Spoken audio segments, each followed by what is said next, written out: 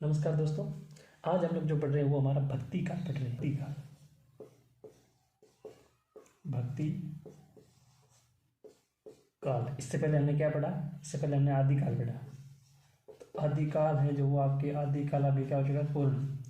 अब हम पढ़ेंगे भक्ति काल। ठीक है। तो दोस्तों भक्ति का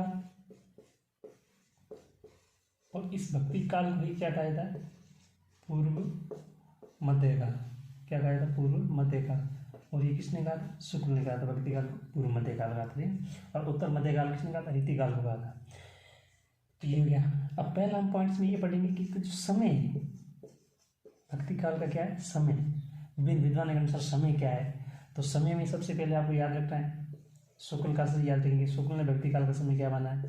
फिर हम देखेंगे राम कुमार वर्मा है जो वर्मा जी ने इसका समय क्या माना है? ये राम कुमार वर्मा, आचार्य रामचंद्र शुक्ल। उसके बाद हम देखेंगे हजारी ने क्या माना है इसका समय।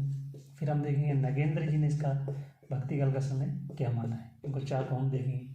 और सबसे पहले शुक्ल ने क्या माना था कि 1375 विक्रम संवत से 1700 विक्रम संवत तक माना था। विक्रम संवत। और यही सेम किसने माना?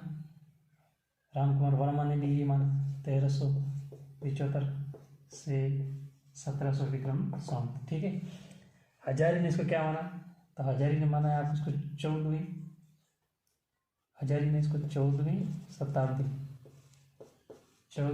शताब्दी से 16वीं शताब्दी माना है। ये ध्यान रखना। नगेंद्र का याद रखो। नगेंद्र ने क्या माना था? देखो आदिकाल को 7वीं शताब्दी मध्य से 14वीं शताब्दी मध्य, और भक्ति काल का जो 14वीं शताब्दी मध्य से 17वीं शताब्दी मध्य का काल ये जो माना है किसने माना? नगेंद्र ने माना है। ठीक। तो पहली बात होगी इसका क्या? भक्ति काल का समय। तो क्या पढ़ा कि भक्ति काल को क्या कहा जाता है? पूर्व मध्य काल कहा जाता है। इनका समय क्या है? शुक्ल के अनुसार 1375 से 1700 विक्रम संवत। राम कुमार वर्मा के अनुसार भी 1375 से 1700 विक्रम संवत। और हजारी प्रसाद द्विवेदी के अनुसार भी 14वीं शताब्दी से 16वीं। और नगेंद्र के अनुसार 14वीं शताब्दी मध्य से 17वीं शताब्दी मध्य। ये ध्यान रखना नगेंद्र का। ठीक है। थोड़ा अलग है इसलिए इसको अलग से याद रखना। ठीक है। अब भक्ति का अर्थ क्या होता है? तो भक्ति का अर्थ में याद रखना भक्ति जो आपके है ना ये भज धातु से बना है। कौन सी धातु से बना है? भज धातु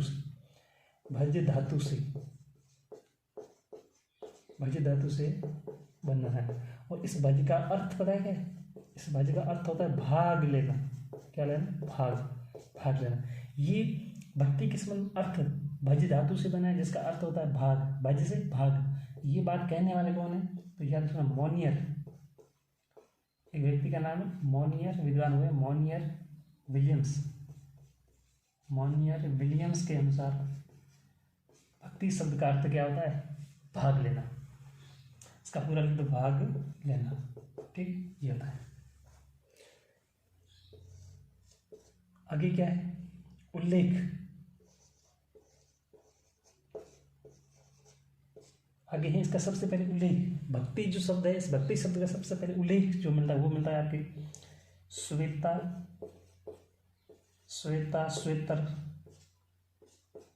उपनिषद में।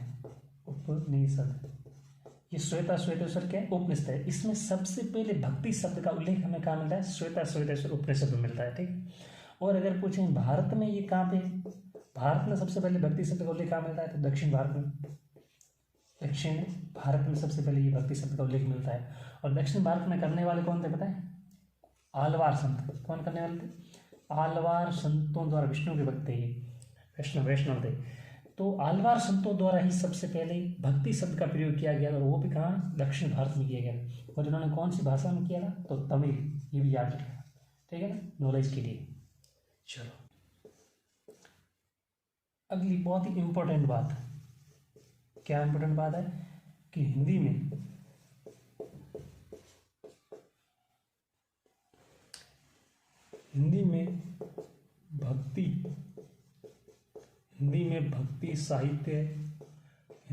भक्ति साहित्य परंपरा। हिंदी में भक्ति साहित्य परंपरा का प्रवर्तक, हिंदी में भक्ति शब्द परंपरा का प्रवर्तक जो है ना माना जाता है, वो किसे माना जाता है?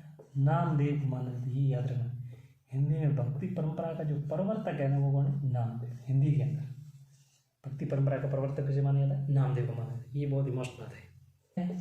नामकरण की बात करते हैं। भक्ति काल का नामकरण,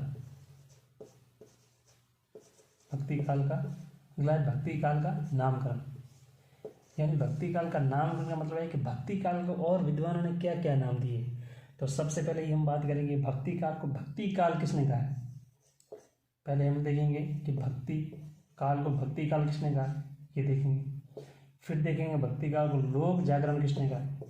एक ने कहा है नहीं भक्ति काल नहीं, ये लोक जागरण, लोक जागरण सिर्फ जागरण भाग गया। एक ने कहा नहीं, एक थोड़ा आगे बढ़ गया, एडवांस हो गया, लोक जागरण, उसके आगे और काल जोड़ दिया क्या ये भक्ति काल को लोक जागरण काल कहा है। एक ने कहा नहीं ये तो स्वर्ण काल है, बहुत ही इम्पोर्टेंट, वेरी वेरी, क्या कह दिया इसको? स्वर्ण काल। अब इसको याद करेंगे। देखो तो भक्ति काल के जो नाम दिए हैं विद्वानों ने क्या दिए। भक्ति काल को भक्ति काल किसने कहा? शुक्ल ने। इसने कहा ज़्यादा छेड़छाड़ नहीं करेंगे, ये हम लोग जो भक्ति काल को क्या कहेंगे? भक्ति काल। तो एकदम बिना छेड़छाड़ भक्ति काल को भक्ति काल, सीधी और सटीक बात करने वाले कौन है? शुक्ल साहब। दूसरी बात लोक जागरण, देखो याद कैसे करोगे? ये लोक जागरण जब रात के समय जब अपन जागरण करवाते हैं, जुमा वगैरह करवाते हैं, जागरण करवाते हैं, तो उसके अंदर जब लोग एक दो नहीं आते तो कितने आते हैं? हजारों लोग आते हैं। कौन आते हैं? हजारों लोग आते हैं। हजारों से याद रखना, हजारी। लोक जागरण, भक्ति काल को लोक जागरण किसने कहा? हजारी ने कहा। ठीक है, लेकिन लोक जागरण के बाद यदि काल साथ में जोड़ के पूछा जाए तो आपको याद रखना है राम विलास शर्मा। किसने कहा? एक दो तीन शब्द है तो याद रखना राम विलास शर्मा। रामविलास शर्मा जी ने इसको क्या कहा? लोक जागरण काल कह दिया। स्वर्ण काल किसने कहा? ये तो आपको बिल्कुल याद रखना, ये पूछा जा सकता है। स्वर्ण काल जो कहा है वो कहा है गिरियस। ये बहुत ही बड़ी उपलब्धि मानी जाती है भक्ति काल की कि गिरियस ने इसको स्वर्ण काल कह दिया, गिरियर्सन। तो गिरियर्सन भक्ति काल को क्या था? स्वर्ण काल। याद हो जाएगा। भक्ति काल को भक्ति काल सटीक किसने कहा? शुक्ल ने कह दिया। लोक जागरण होगा तो हजार लोग आता है तो हजार। लोक जागरण काल आगे और जुड़ गया तो काल जुड़ा तो कौन है? शर्मा। लोक जागरण काल, काल कहने वाले कौन है? शर्मा। और स्वर्ण काल भक्ति काल को स्वर्ण काल किसने कहा? गिरीश।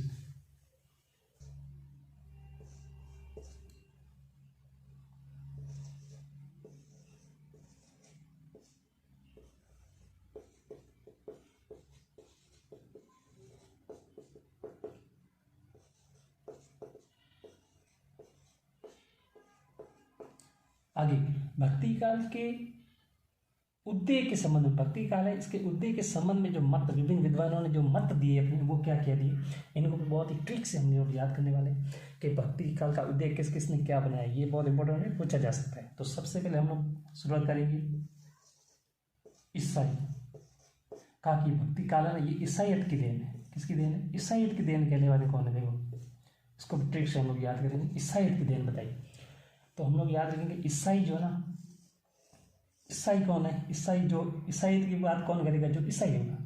इस भक्ति काल ईसाइयों की देन है, तो ईसाइयों की बात करने वाला कौन होगा? जो खुद ईसाई होगा। तो हम लोग कह सकते हैं कि ये गिरियर्सन कौन है? गिरियर्सन।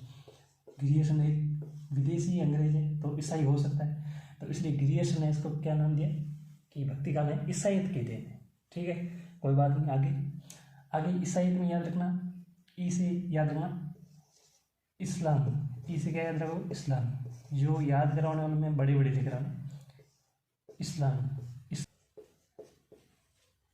आक्रमण, इस्लामी आक्रमण की प्रतिक्रिया के रूप में, इस्लामी आक्रमण की प्रतिक्रिया। इस्लामी शुक्ल, इस्लामी शुक्ल, इस्लामी शुक्ल, याद हो जाएगा। इस्लामी शुक्ल, इस्लामी शुक्ल। ईसाई की बात करने वाले कौन? गिरियर्सन। इस्लामी शुक्ल, इस्लामी शुक्ल। ये कह रहा है कि इस्लामी जो मुसलमान थे उन्होंने आक्रमण की, जनता डर के जाए का, राजा भी जो है वो भी हार रहे थे, तो जनता है जो भगवान की शरण में गई, वो भक्ति करने लगी, इसलिए भक्ति का क्या हुआ? उदय हुआ।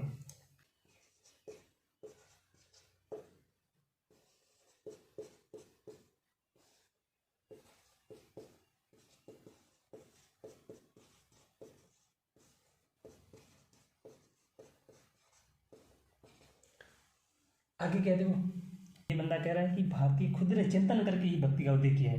तो भारतीय चिंतन धारा का स्वाभाविक है, अपने आप ही विकास हुआ है। तो देखो याद कैसे करोगे कि भारतीय जब भी चिंतन करते हैं ना तो उनके मन में ना हजारों सवाल पैदा होते हैं, या फिर हजारों विचार आते हैं। जब भी भारतीय चिंतन करते हैं तो क्या होता है, हजारों विचार आते हैं। तो हजारों से क्या हो जाएगा, हजार ही। तो भारतीय चिंतन धारा का स्वाभाविक विकास कहने की बात कौन कर रहा था, तो यहाँ से पकड़ लेना भारतीय चिंतन, वहाँ से लिखे हुए आएंगे, आपको बस मैच करने हैं। भारतीय चिंतन करते तो हजारों विचार आते हैं, तो हजारी में ये बात कही है, ठीक है। और इस्लामी शुक्ल, इस्लामी आक्रमण के प्रतीक है शुक्ल। साहित्य कौन क्या, गृहस्थ लिखेगा। भाई जनता को तकलीफ होगी, दुख कष्ट होंगे तो जनता क्या जाएगी, मुक्ति। तो मुक्ति से याद रखना, मुक्ति बोध। क्या याद रखो, मुक्ति बोध। मुक्ति बोध का पूरा नाम क्या है, गजानन माधव। गजानन माधव। मुक्ति बोध में क्या गया कि ऐतिहासिक सामाजिक शक्ति के रूप में तो हुआ है, लेकिन हुआ किससे, जनता के दुख और कष्टों से हुआ। तो जनता के दुख कष्ट होंगे तो जनता उसमें क्या चाहेगी, मुक्ति। तो मुक्ति बोध की बात होगी। आगे एक बंदा कहता है कि नहीं ये तो अरबों की देन है, मैं यहाँ लिख रहा हूँ, किसकी देन बताता है, अरबों की, अरबों की देन है। तो अरबों की देन है, अरबों की देन बताता है। तो अरबों से याद रखना कि आसमान में जो तारे होते हैं ना वो अरबों की संख्या में होते हैं। आसमान में, आकाश में जो तारे होते हैं वो अरबों की संख्या में होते हैं। इसलिए अरबों की बात कौन करेगा, तारा। तो तारा चंद्र है ना, तारा चंद्र। आसमान में तारे कितने होते हैं, अरबों की संख्या में होते हैं। तो तारा चंद्र अरबों की बात होती है।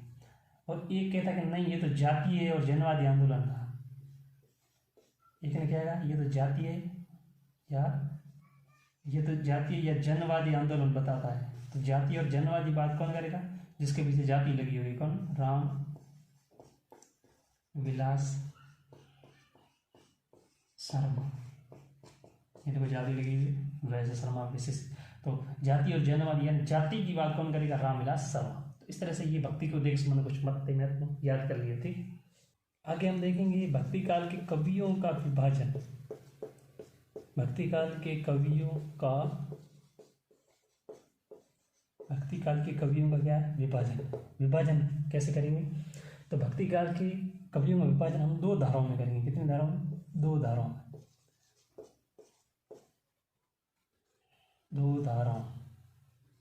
भक्ति काल की दो धाराएं, हम दो धाराओं में इनका विभाजन करेंगे, ठीक है। पहली धारा इधर रखेंगे, दूसरी धारा हम लोग इधर रखेंगे। तो पहली धारा ए, दूसरी बी। तो यहाँ से देखो एक निर्गुण धारा, पहली कौन सी, निर्गुण धारा। दूसरी कौन सी, सगुण धारा। एक निर्गुण, दूसरी सगुण धारा, है ना। तो भक्ति काल की दो कितने भागों में बांटा है, दो भागों में, एक निर्गुण धारा, एक सगुण धारा।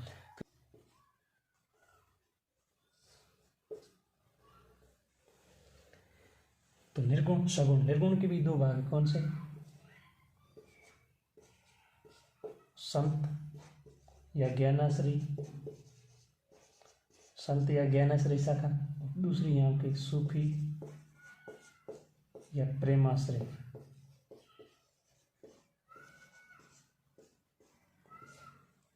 निर्गुण के दो भाग है, क्या हो गया, एक तो हो गया आपके संत कह दो या ज्ञानाश्रय कह दो, एक ही बात है। दूसरे सूफी को चाहे प्रेमाश्रय कह दो, दो निर्गुण के दो। ये निर्गुण लोग थे, ये भगवान की मूर्ति वगैरह इसमें विश्वास नहीं करते थे, ये निराकार ब्रह्म में विश्वास करते थे। ये आकार में विश्वास, ये राम वगैरह की मूर्तियां बना के पूजते थे, वो ये सगुण धारा कहते हैं, ठीक है। तो इसमें सबसे पहले एक तो राम वाले आ जाएंगे, राम भक्ति करने वाले, जैसे तुलसी वगैरह वो आ जाएंगे। और एक आएंगे वो जो कृष्ण की भक्ति करते हैं वो, और एक वो कबीर माने जाते हैं। कौन माने जाते हैं, कबीर। और सूफी के जो है वो कौन, जायसी, मलिक जायसी माना जाता है। और कृष्ण का जो है सूरदास जी माना जाता है, ठीक है। Thank you. इसके बाद हम प्रत्येक ये जो संत आगे जो है हम क्रम से इनको जो पढ़ेंगे वो अगले वीडियो में पढ़ेंगे।